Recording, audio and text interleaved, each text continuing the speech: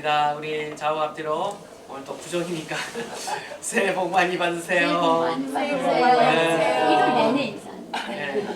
한 달 내내 새해입니다. 1월 달은 새해이기 때문에 네. 새해 복 많이 받으십시오.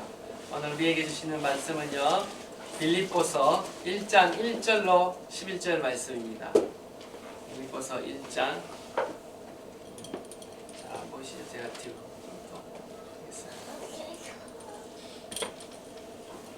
빌립보서 1장 1절로 11절 말씀 한 절씩 교독하도록 하겠습니다. 그리스도 예수의 종 바울과 디모데는 그리스도 예수 안에서 빌립보에 사는 모든 성도와 또한 감독들과 집사들에게 편지하노니, 하나님 우리 아버지와 주 예수 그리스도로부터 은혜와 평강이 너희에게 있을지어다. 내가 너희를 생각할 때마다 나의 하나님께 감사하며 간구할 때마다 너희 무리를 위하여 기쁨으로 항상 간구함은 너희가 첫날부터 이제까지 복음을 위한 일에 참여하고 있기 때문이라. 너희 안에서 착한 일을 시작하시니가 그리스도 예수의 날까지 이루실 줄을 우리는 확신한다. 내가 너희 무리를 위하여 이와 같이 생각하는 것이 마땅하니 이는 너희가 내 마음에 있음이며 나의 매임과 복음을 변명함과 확정함에 너희가 다 나와 함께 은혜에 참여한 자가 됨이라. 내가 예수 그리스도의 심장으로 너희 무리를 얼마나 사모하는지 하나님이 내 증인이시니라. 내가 기도하노라. 너희 사랑을 지식과 모든 총명으로 점점 더 풍성하게 하사 너희로 지극히 선한 것을 분별하며 또 지시하여 허물없이 그리스도의 날까지 이루고 다 함께 읽겠습니다.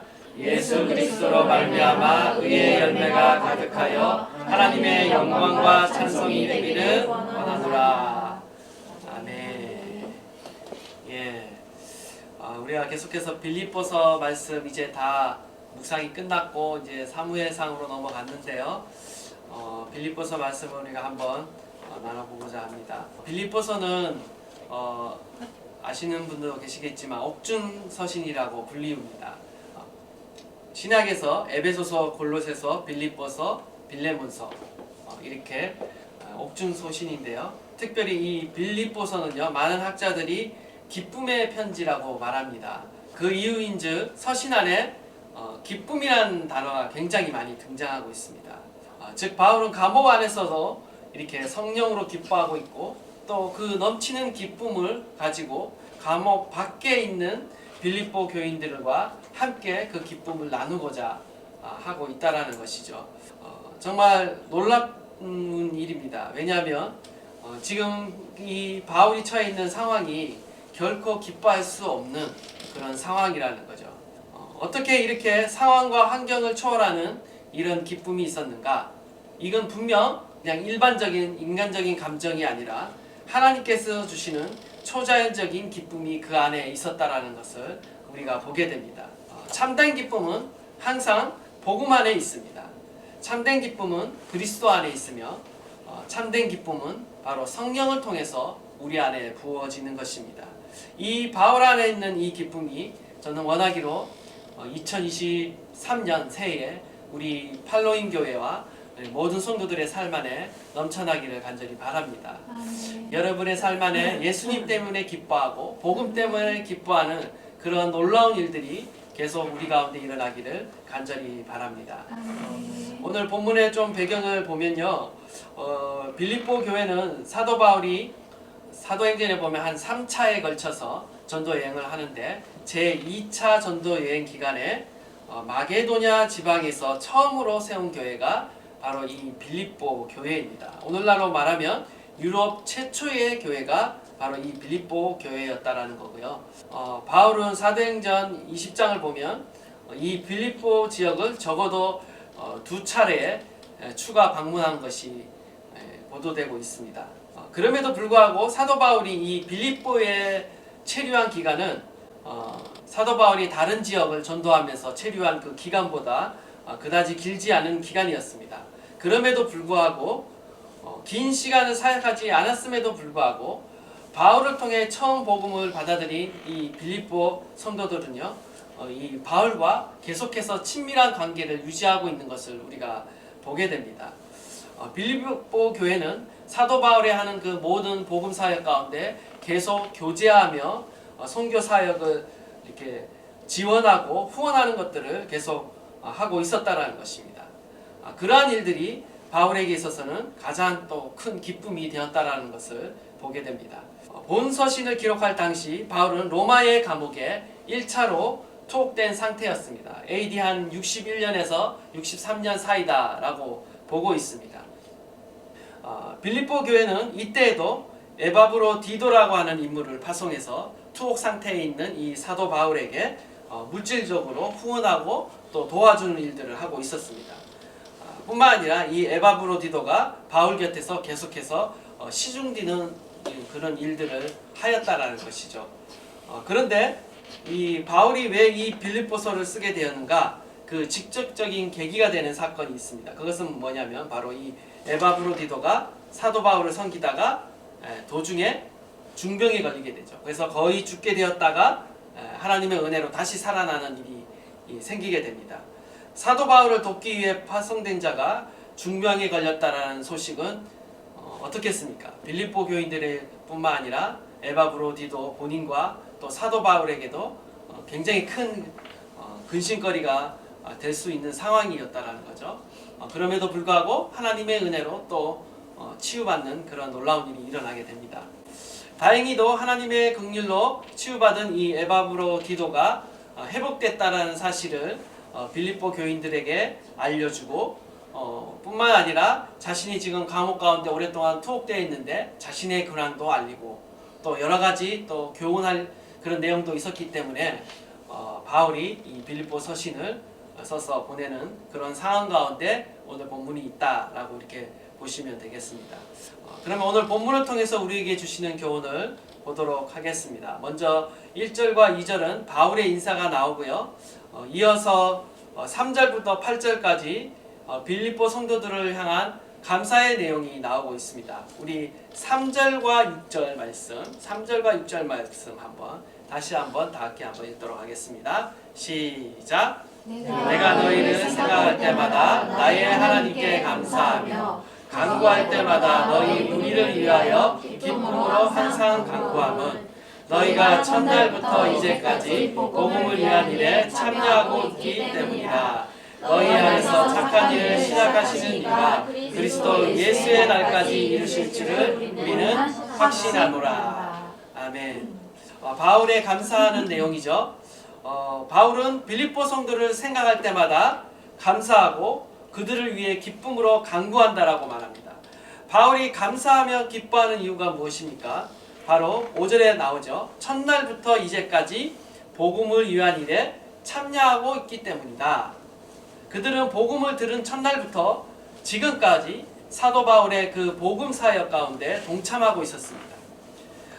빌립보 성도들은 바울의 이 복음 사역 가운데 함께 참여해서 결국 하나님의 나라가 확장되고 복음이 전파되는 일 가운데 함께 기도하며 후원하며 협력하고 있었다라는 거죠. 오늘 본문에서 참여라고 되어 있는데 헬라어는 코이노니아, 바로 교제, 우리가 잘 알고 있는 교제라는 단어입니다.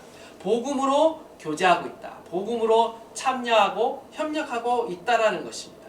빌립보 교회들의 이 성도들의 이 교제는요, 빌립보 지역을 처음 선교했던 첫날부터 시작된 것이었습니다. 바울이 빌립보에 처음 도착했을 때 누굽니까? 자주 옷감 장사라고 하는 루디아가 이 사도 바울을 이렇게 환영해서 자신의 집을 개방해서 사용하도록 허락한 내용이 사도행전에 보면 나옵니다. 또 이어서 어떤 사건이 또 사도행전에 나오냐면 이 사도 바울이 빌립보 감옥에 또 갇히는 사건이 일어납니다. 근데 그때도 또 놀라운 일이 일어나죠. 그 안에서 감사하고 찬양하며 기도하고 있었을 때 옥문이 열려지는 사건이 일어나고 그를 통해서 누가 회개하고 하나님을 믿게 됩니까? 간수장이 회개하고 예수님을 믿는 일이 일어나죠. 그리고 이 간수장이 나중에 또 이 바울을 친절하게 자신의 가정 가운데 대접하는 모습을 또 보게 됩니다. 뿐만 아니라 이 빌립보 교인들은요, 사도 바울이 제2차 전도 여행 때 데살로니가 지역과 또 고린도 지역을 이렇게 방문하면서 전도를 하는데 이때도 에바브로디도를 통해서 헌금을 보내주고 후원하는 일들을 이렇게 감당하는 것을 보게 됩니다. 이처럼 빌립보 교인들은요, 바울을 만난 첫날부터 시작해서 이 로마 감옥에 갇혀 있는 현재까지 끊임없이 바울의 그 복음 사역과 함께 협력하며 같이 수고하며 희생하는 그런 모습을 보여주고 있다는 거죠.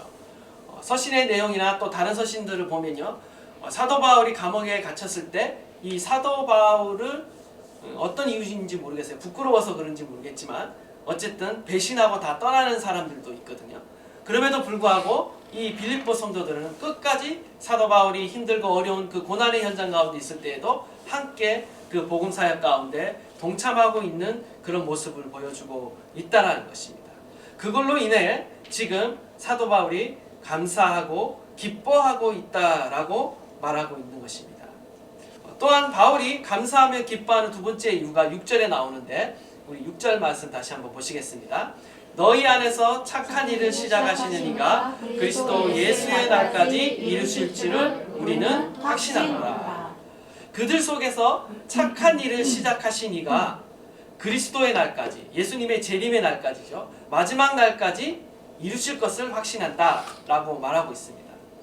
이러한 모든 역사의 배우, 그들이 선한 일을 시작하고 그들이 예수 그리스도를 믿음으로부터 시작해서 복음의 그 일 가운데 동참하는 그 일까지 그 모든 역사의 배후에는 누가 계셨는가? 바로 착한 일을 시작하시는 하나님이 계셨다라는 거예요.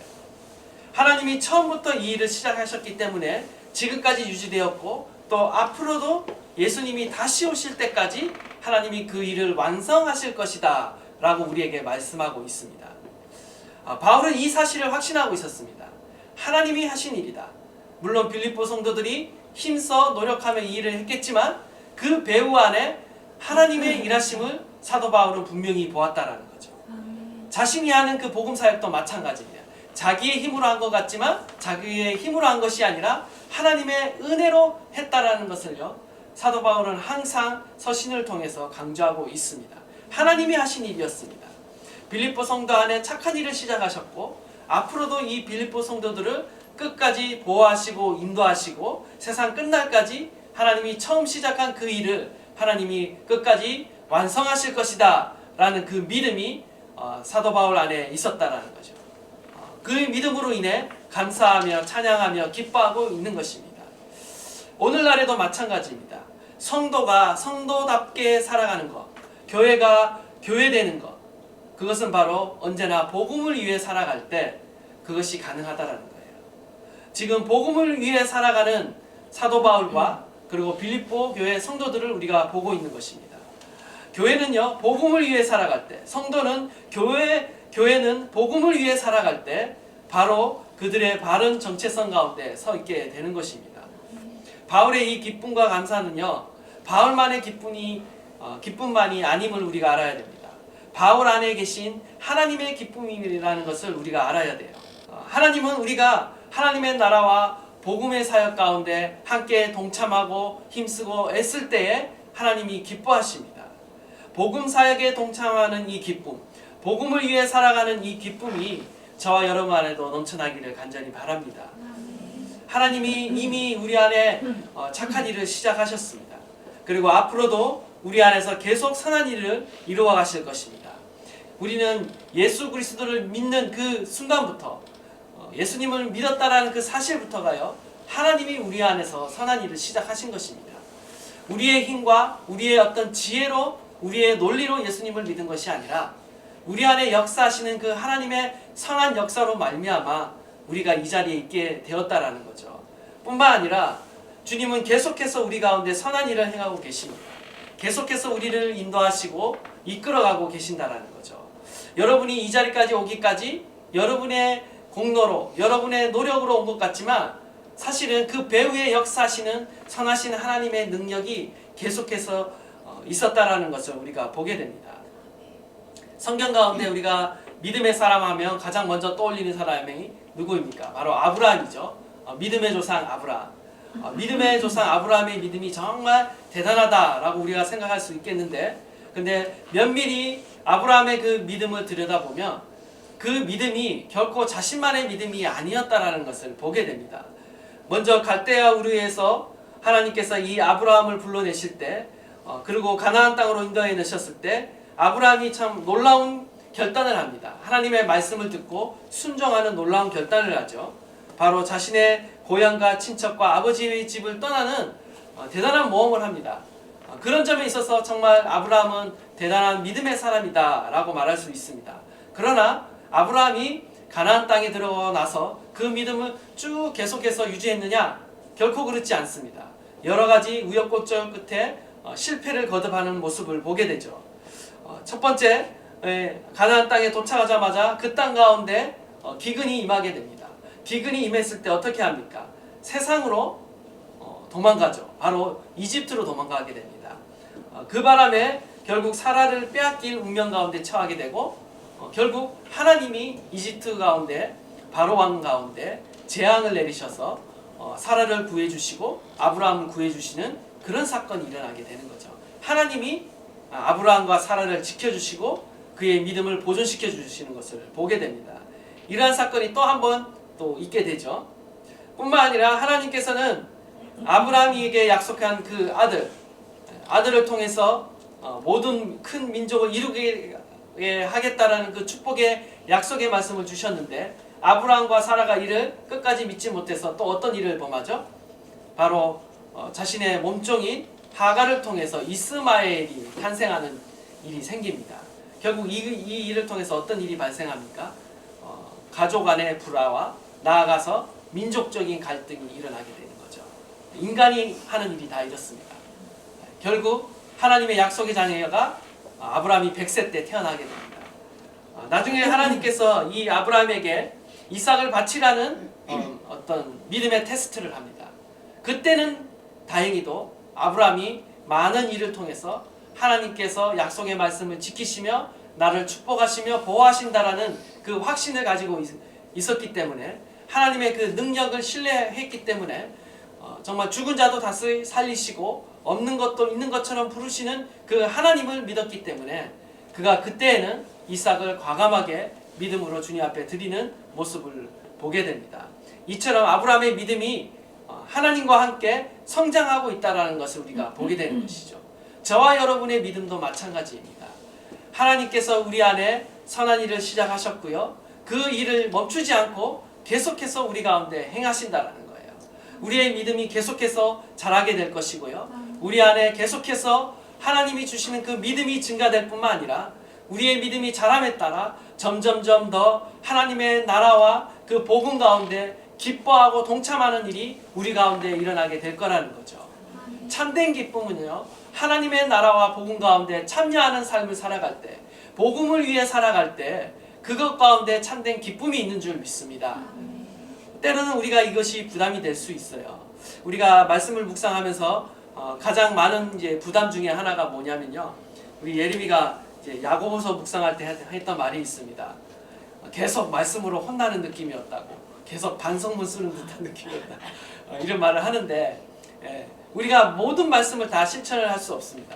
근데 이렇게 말씀을 계속 묵상하고 또 우리의 삶 안에 적용하려고 노력하다 보면요, 어떤 일이 일어나느냐, 우리 안에 우리의 힘과 노력으로 이 말씀을 지켜내는 것이 아니라 우리 안에 선한 일을 행하시는 그 하나님이, 착한 일을 시작하신 그 하나님이 우리 안에 계셔서 그 말씀이 자라게 하시고, 그 말씀이 힘듦이 아니라 부담감이 아니라 기쁨으로 행하게 하신다는 거예요. 하나님의 말씀 앞에 기쁨으로 나가는 그 날이, 그 성장하는 날이 우리 가운데 오는 줄 믿습니다. 지금도 이미 그 날이 왔고요, 우리 안에 그 기쁨이 자라고 있는 줄 믿습니다. 하나님이 이러한 일을 행하신다는 것이죠.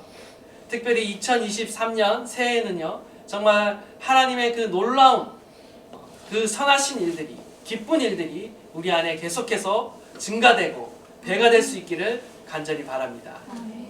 두 번째로 오늘 본문 가운데 우리에게 주시는 교훈은요, 우리 3절 4절 우리가 다시 한번 보도록 하겠습니다. 3절 4절 다 함께 한번 읽도록 하겠습니다. 시작. 내가 너희를 생각할 때마다 나의 하나님께 감사하며 간구할 때마다 너희 무리를 위하여 기쁨으로 항상 간구하고. 복음을 위해 살아가는 거, 복음 때문에 기뻐하는 거 참 쉽지 않습니다. 이 감옥 가운데 갇혀 있을 때 주님께 감사하는 것, 또 그곳 가운데 있는 하나님의 역사를 내가 잘 해석하는 거 쉽지 않은 일이에요. 근데 사도 바울은 어찌 이 일이 가능했나? 그의 삶이 온통 감사와 기도의 생활이었다라는 겁니다. 우리의 삶에 감사와 기도가 넘쳐날 때 우리 안에 기쁨도 넘쳐나고요.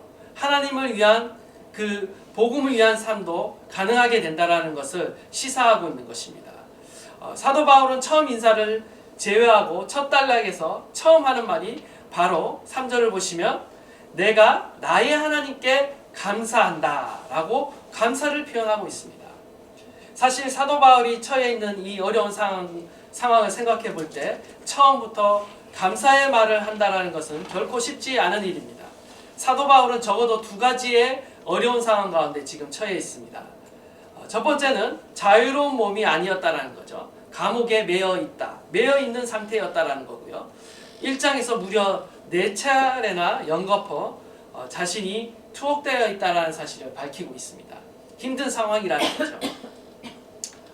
그리고 이에 더해서 더 어려운 일이 있습니다. 그것은 바로 자신을 오해하고 있는 사람, 심지어 대적하는 사람들이 주위에 있었다라는 거예요.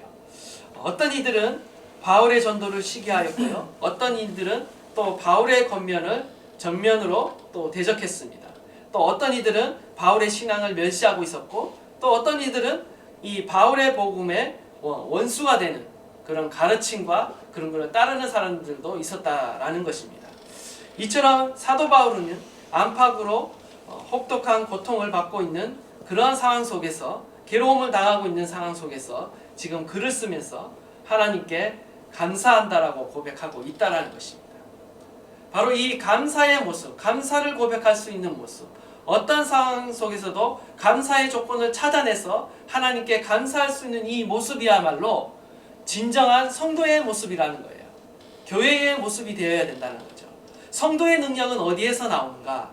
바로 감사에 있다라는 것입니다. 감사로부터 하나님의 능력이 흘러나오는 것입니다. 감사로부터 기뻐할 수 있는 능력이 흘러나오는 거예요. 우리가 기뻐하기 위해서는 감사를 배워야 되고요. 감사를 훈련하셔야 되는 겁니다. 사도 바울은 누구에게 감사했는가? 당연히 빌립보 성도들에게도 감사했고, 더 중요한 것은 나의 하나님께 감사했다. 오늘 특별히 나의 하나님으로 고백하고 있습니다.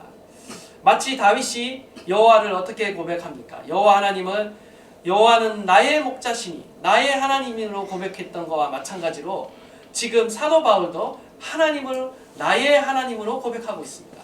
시편의 많은 기자들이요, 여호와는 나의 하나님이시라 이런 고백하는 그 상황이 어떤 상황 가운데 흘러나오는지 아십니까? 대개의 경우가 힘들고 어렵고 죽음의 위협 가운데 있을 때 하나님을 찾고 부르짖는 가운데 그 하나님이 나의 하나님이 되시는 거예요. 고난을 통과할 때 하나님이 진정 나의 하나님이 되는 거죠. 우리가 진정 하나님을 만날 때가 언제입니까? 바로 고난과 시련을 통해서 하나님을 만나요. 그때 하나님이 나의 하나님이 되죠. 그 전까지는 어떤 하나님이에요? 그냥 대충 우리의 하나님, 그리고 어떤 다른 사람의 하나님, 어떤 간증하는 누구누구의 하나님, 우리가 말로 표현하지 않지만 그런 마음이 있다라는 거죠. 그런 하나님이 언제 나의 하나님이 되십니까? 바로 힘들고 어려울 때, 정말 매여 있을 때, 갇혀 있을 때, 그때 우리가 하나님을 찾기 시작할 때 비로소 그때 하나님은 나의 하나님이 되는 거죠. 사도 바울은 지금 나의 하나님이라고 고백하고 있습니다. 그 어느 때보다 진실한 고백을 드리고 있고요. 그 하나님께 진정한 감사의 고백을 드리고 있다라는 것입니다. 특별히 하나님과 어떤 관계를 맺고 있느냐가 바로 자신을 둘러싼 환경을 어떻게 해석하느냐가 결정이 나게 되겠습니다. 하나님을 믿되 나의 하나님으로 고백할 때 나를 괴롭히던 그런 모든 환경과 문제가 새롭게 보여지기 시작하고 새롭게 해석되어지기 시작한다는 것이죠. 먼 하나님이 아니라, 타자의 하나님이 아니라 내가 개인적으로 상대하는 하나님으로 변한다는 거예요. 그리고 하나님은 나를 개인적으로 상대해 주시는 하나님으로, 친밀한 하나님으로 비로소 변화되게 된다는 사실입니다. 지금 바울이 얼마나 하나님과 친밀한지 모릅니다. 사도 바울의 이 감사에 또 하나의 특징이 있는데 그것은 바로 이 감사에 간구가 동반되어 있다라는 것입니다. 4절 보시면요. 간구할 때마다 너희 무리를 위하여 기쁨으로 항상 간구하며 3절에는 감사한다고 그랬습니다. 4절에는 간구한다는 표현을 2번 사용하고 있습니다. 항상 간구한다, 항상 기도한다라고 말하고 있습니다. 감사와 기도가 동반되고 있습니다.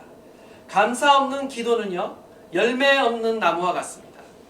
또 반대로 기도 없는 감사는 뿌리 없는 나무와 같아요. 감사와 기도는 분리될 수가 없습니다.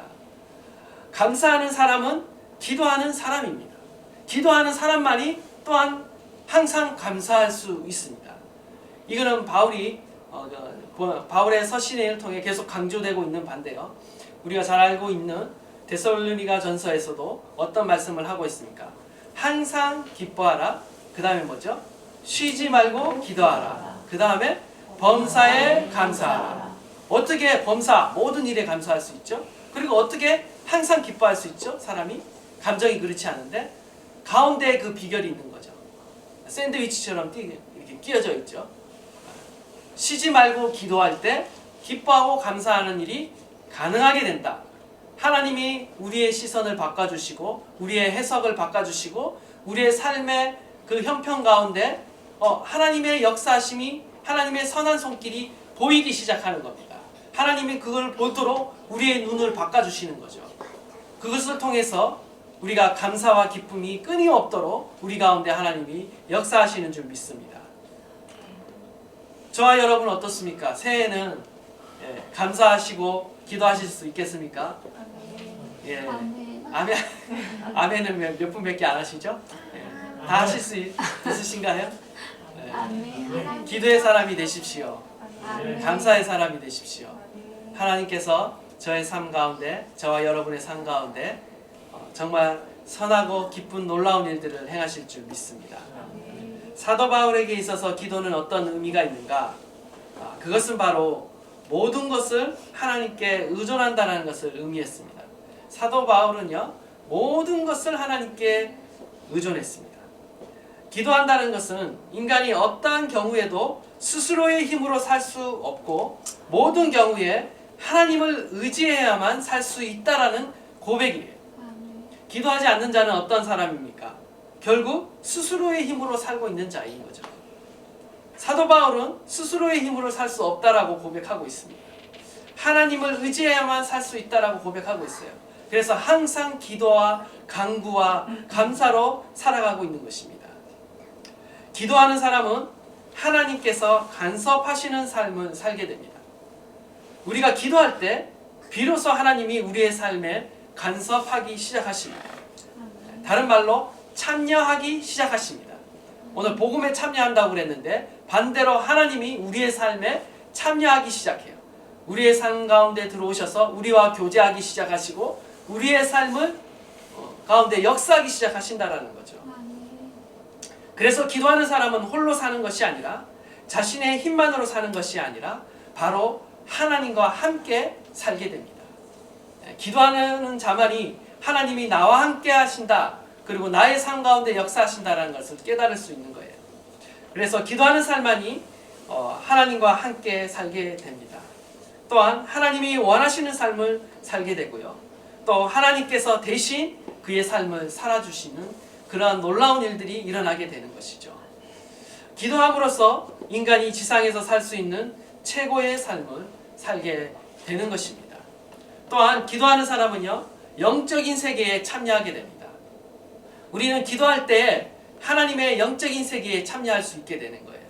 기도하는 사람은 영적인 세계, 하나님의 신령한 세계를 맛보게 되고 점점 알아가게 됩니다. 그래서 어떤 일이 일어나느냐? 그래서 결국 자신이 세상적인 삶을 사는 것이 아니라 영적인 삶으로 터닝 포인트가 일어나게 되는 거죠. 나도 영적인 삶, 그 가운데 동참하게 되는 거죠. 참여하게 되는 것입니다. 기도는 우리의 시선을 땅에서 하늘로, 사람들에게서 하나님께로 옮겨주는 그 역할을 합니다. 기도하는 사람에게 하나님께서는 놀랍도록 그 삶에 개입하시고 참여하셔서 놀라운 일을 행하시고, 반대로 기도하는 사람은 하나님의 일 가운데, 신령한 세계 가운데 참여해서 복음의 일을 하게 되는 것입니다.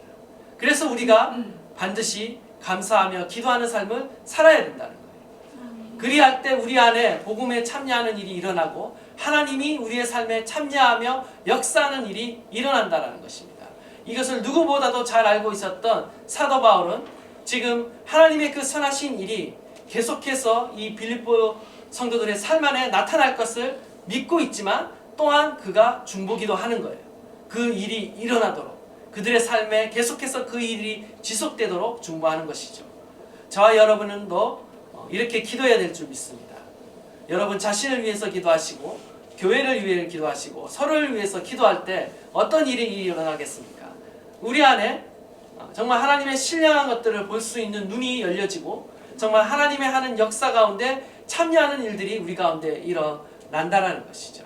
계속해서 8절에서 11절을 보시면 사도 바울의 기도가 나오고 있습니다. 사도 바울이 어떤 기도의 제목으로 성도들을 위해서 기도하고 있느냐 보면, 그들의 사랑을 지식과 모든 총명으로 더 풍성해지기 위해서 또한 기도하고 있습니다.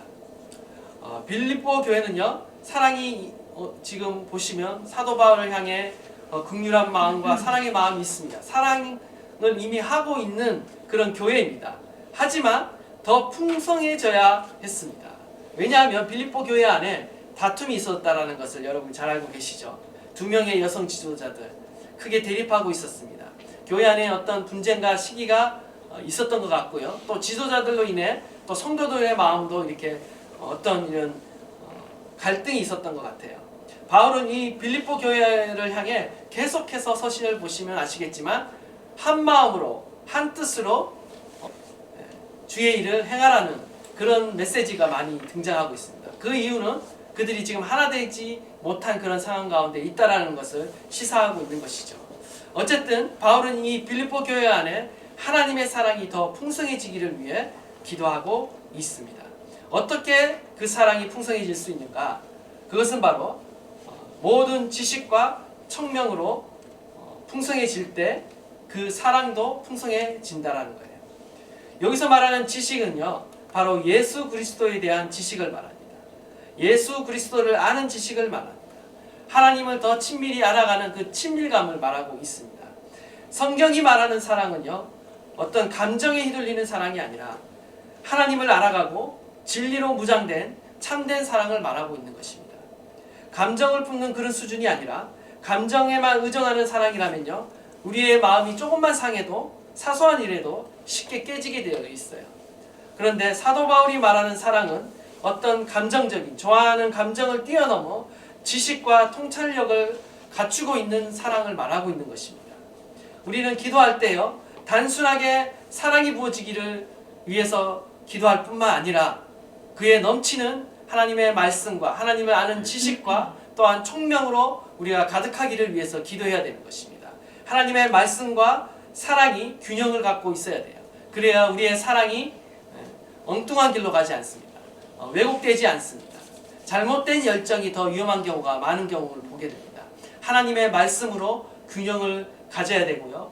진리에 합당한 사랑을 또 해야 됩니다. 그렇지 않으면요, 우리가 세상적인 사랑을 하면서 마치 사랑하고 있다라고 착각할 수 있다라는 거죠. 세상이 얼마나 악해져 가냐면요, 많은 하나님이 만들어 놓으신, 창조해 놓으신 많은 좋은 개념들을요, 왜곡시키고 타락시킵니다. 사단이 가장 많이 타락시키고 왜곡시키는 개념 중에 하나가 바로 사랑이라는 개념이에요. 하나님이 우리를 사랑하시고 우리가 하나님을 사랑하는 이 배타적인 이 사랑의 관계를요, 세상은요 굉장히 왜곡시켜 놓는다라는 거죠. 남자가 남자를 사랑하고 여자가 여자를 사랑하고 하나님의 순리와 어떤 그런 질서를 깨트리면서까지 하나님의 사랑의 이 개념을 왜곡시킨다라는 거죠. 거룩의 개념이 빠진 사랑은요, 정말 추한 모습일 수가 있습니다. 하나님은 이처럼요, 사랑 가운데 지식이 더하고 총명이 되어지기를 원하고 있습니다. 우리가 분별하기를 원하는 것이죠. 하나님이 원하는 사랑은 거룩한 사랑이며 지식이 있는 사랑이며 하나님을 아는 지식 가운데 자라나는 사랑이라는 거예요. 우리가 주님을 알면 알수록 하나님에 대한 사랑이 점점 커져간다는 거죠. 그렇기 때문에 우리가 더욱더 주님을 알아가야 되는 줄 믿습니다. 이러한 기도가 우리 가운데 있기를 간절히 바랍니다. 또 나아가서 무엇을 말하고 있습니까? 지극히 선한 것을 분별하며 진실하고 허물이 없기를 바라고 있습니다. 세상의 모든 것들이 다 선하지 않습니다. 선한 것도 있겠지만 우리 가운데 분별할 통찰력이 필요하다는 거예요. 통찰력을 구하셔야 됩니다. 그렇지 않으면요, 우리가 마귀의 속임수에 넘어가게 되는 것이죠. 분별력을 가지지 않으면 어느덧 성도들도 세상의 문화와 가치관에 물들어서 똑같은 방식으로 생각하고 말하고 행동하는 그러한 일들이 우리 가운데 있다는 거죠. 그러다 보니 교회 안에도 세상의 가치관이 들어오게 되는 것이죠. 그렇기 때문에 우리에게 필요한 것은 지극히 선한 것이 무엇인지 분별할 수 있는 그 통찰력이, 분별력이 우리 안에 있어야 된다. 지금 사도 바울은 그것을 또한 구하고 있는 것입니다. 결국 일할 때 우리 안에 무엇이 열리게 되느냐? 예수 그리스도로 말미암아 의의 열매가 우리 안에 열리게 된다라고 말하고 있는 것입니다. 이처럼 사도 바울은요, 이와 같은 열매가 각 사람의 노력으로만 이루어지는 것이 아니라 바로 예수 그리스도로 말미암아 예수 그리스도를 통해서만 가능하다라고 말하고 있습니다. 원하기는요, 저와 여러분이 새해에는 주님 앞에 이 바울이 한 이 기도를 같이 드렸으면 좋겠고, 우리 온 교회를 위해, 성도를 위해 저 역시 이 기도의 제목을 가지고 하나님께 기도를 드리려고 합니다. 우리 안에 하나님의 풍성하신 사랑이 부어지고 또 선한 분별력이 부어져서 하나님이 원하시는 선한 열매를 맺어가며 복음의 사역 가운데 함께 동참하는 그런 놀라운 일들이 새해에 더욱더 일어나기를 주님의 이름으로 축원합니다. 우리 안에 이러한 일이 일어날 줄 믿습니다.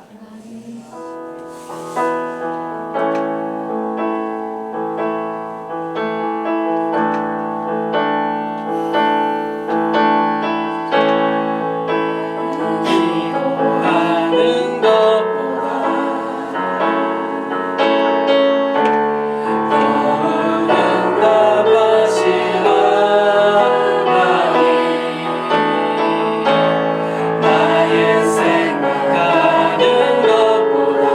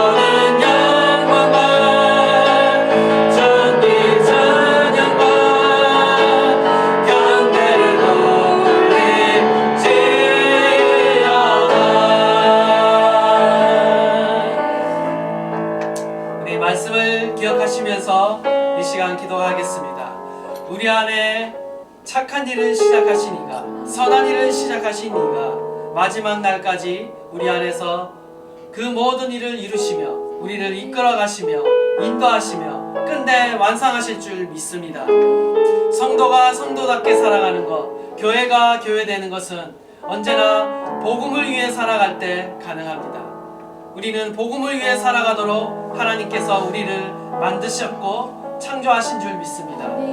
하나님의 나라와 영광을 위해 복음을 위해 살아가는 저희들이 되게 하여 주십시오. 하나님, 저희들을 구원하여 주셔서 하나님의 그 착하신 일을 시작하셨사오니 하나님 마지막 날까지 우리 안에 계속해서 선한 일을 행하시며 우리를 인도하여 주십시오. 아버지, 그렇습니다.